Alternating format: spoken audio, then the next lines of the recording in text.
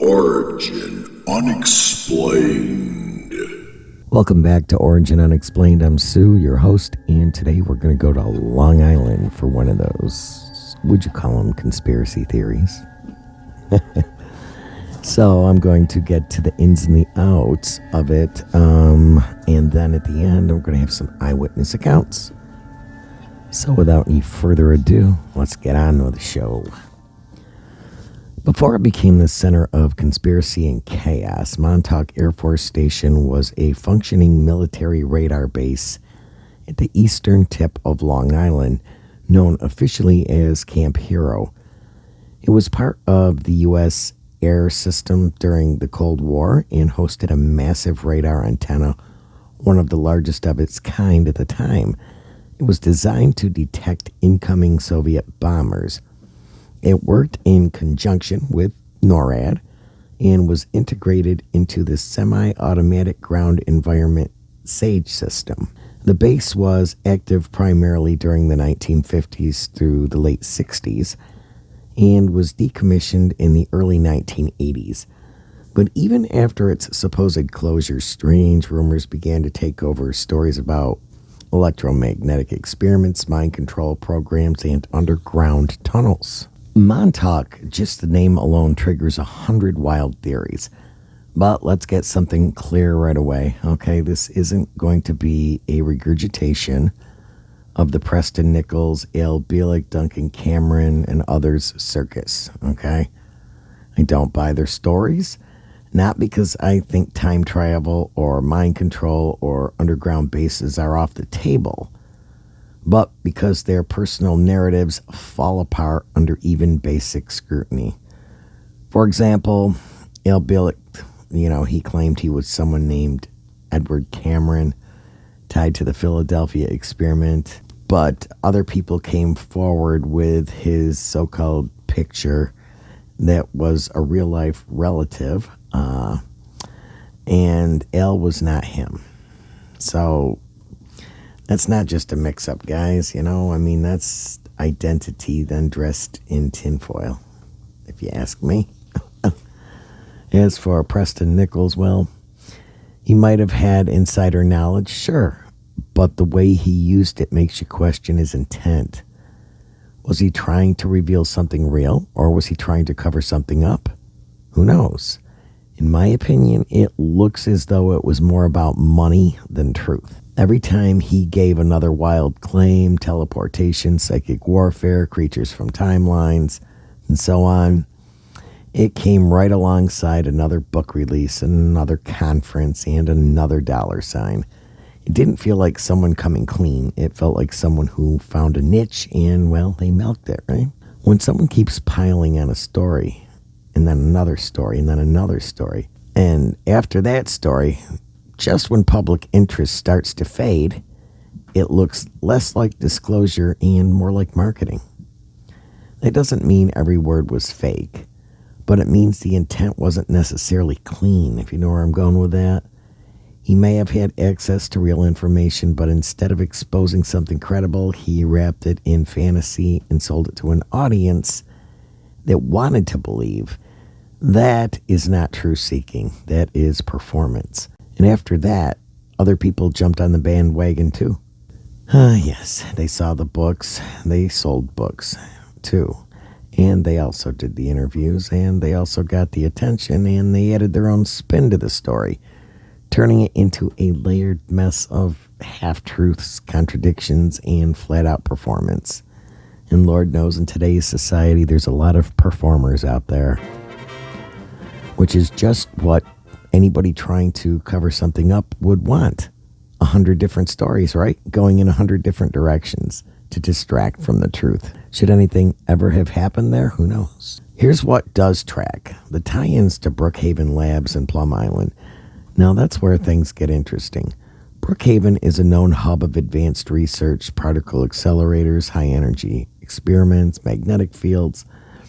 Plum Island's history with biological testing and animal disease control, well, that's not speculation. None of it is. It's fact.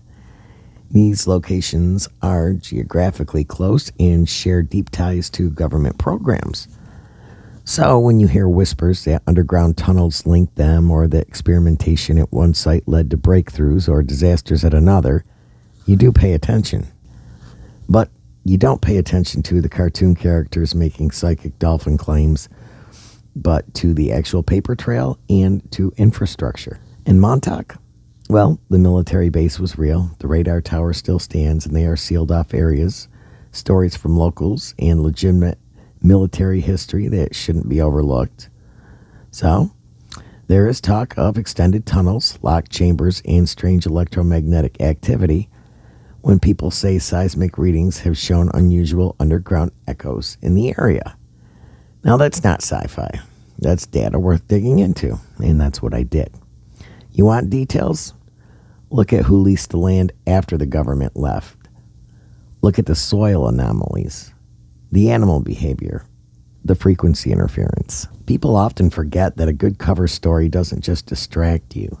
It gives you just enough truth to keep you guessing. That's why the Nichols and the Bielik crowd were useful. They served as smoke screens.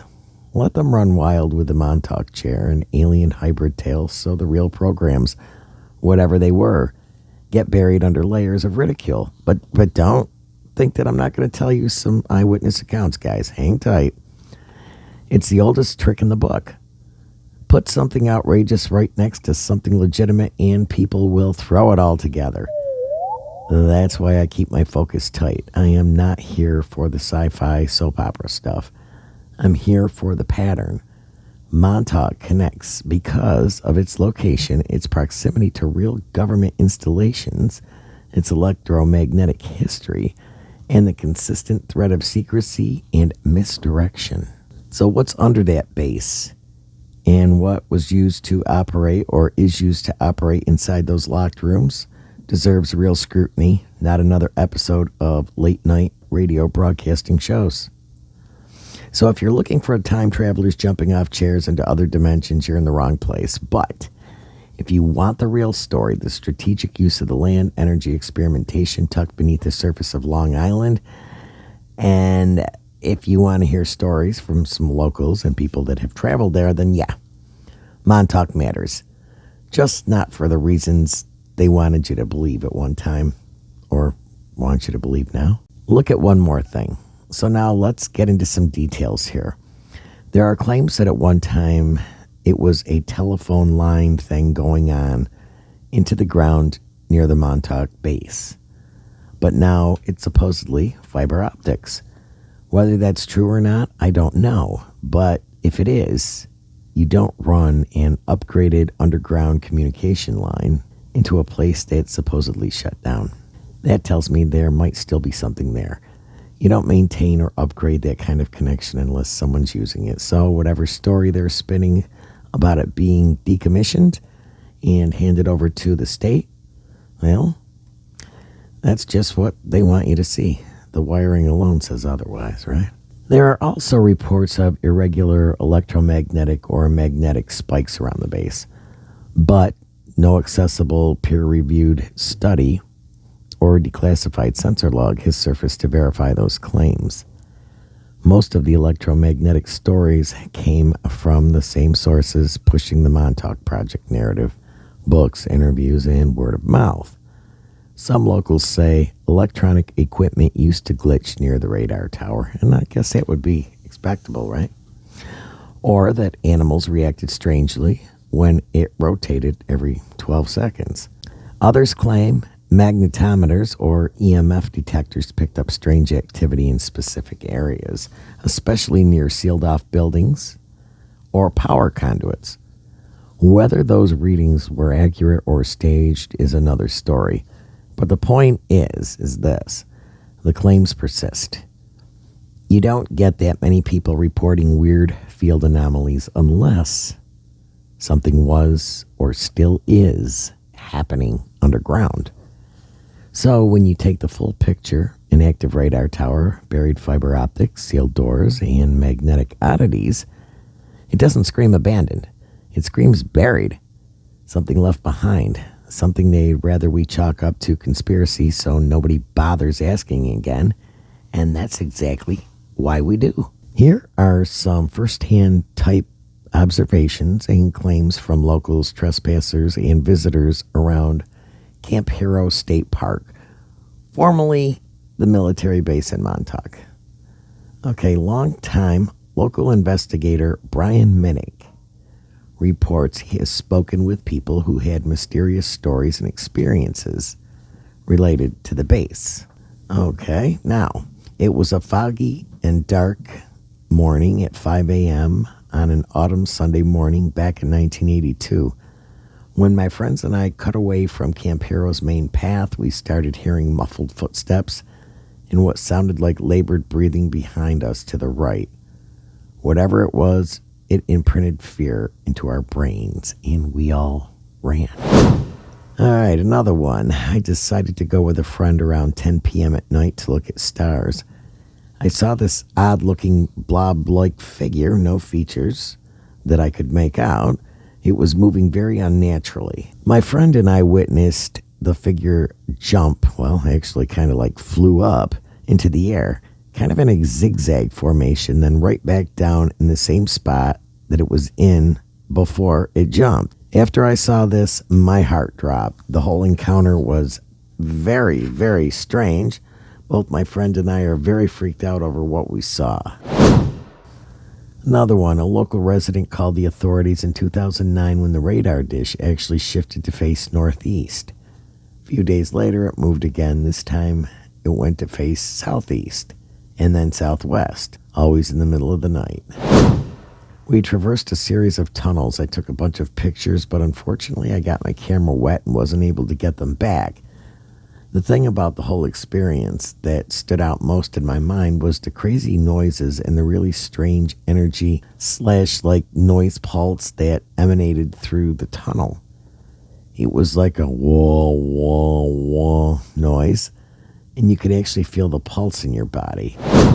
Another one. We climbed in, no flashlights, went over this huge hole in the floor that was wet, and I have spent my entire life trying to figure out how that hole got there and what's down there.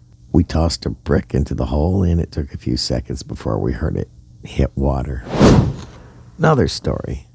My camera worked throughout our whole visit. Nothing paranormal happened to my family, but unlike a New York Times reporter whose digital camera stopped functioning only when she toured the area for a 2006 article, just after a story they were told of people visiting at night whose flashlights all went dead simultaneously. Another story. Many locals in Montauk mock the tales about Camp Hero being the site of secret government experiments. The elevator shafts and the stairwells only go down a certain level, and then they are totally filled with concrete. It's really weird. Because why would stairways lead to concrete? Makes no sense. I do feel like it was a place to always roll out the first new technology and weaponry. I also feel like it's a place of significance on Earth itself. So this was just a short one, but I'm going to end it with, I'm not saying that there haven't been programs like MKUltra or the government testing hasn't happened. It has. There's a long history of classified projects, human experiments, psychological warfare, and things we've only found out about decades later. I'm just stating what's verified today. And of course, when you get into government secrets, you're not going to find any verified sources, right? No. That's the whole point. They bury it. They discredit it, and so on. They drown it in nonsense, so you don't know what to believe. Disinformation. So what I'm doing here is cutting through the circus and pointing to what's still standing. The dish is still there. The tunnels are sealed. The wires are buried. The questions haven't gone away. And neither have we. So now I'm going to throw a quick twist before I close out. Remember how I mentioned at the beginning NORAD and stuff like that being connected with Montauk and all that, right? Well, then they talked about all the experiments and stuff with people down there at Montauk, right? Well, up here, which is a half hour from here, maybe 40 minutes, 35 actually, we have the Northeast Air Defense Sector. And that, my dear friends, is actually a tie-off of NORAD, okay? And this is what it is. It's the Eastern Air Defense Sector, which is a subordinate command of the U.S. continental U.S. NORAD region. And that is located in Rome at the old Griffiths base, which I did a podcast on. And they've also described people have had rumors of experiments with people and stuff there. So all I'm going to say is you might want to put the puzzle pieces together, because I really don't know. This is another episode of Origin Unexplained. And if you have a story you would like told, or you would like to tell your own story, email us at Origin Unexplained, and that's UNX, no E in there, PLAINED @gmail.com.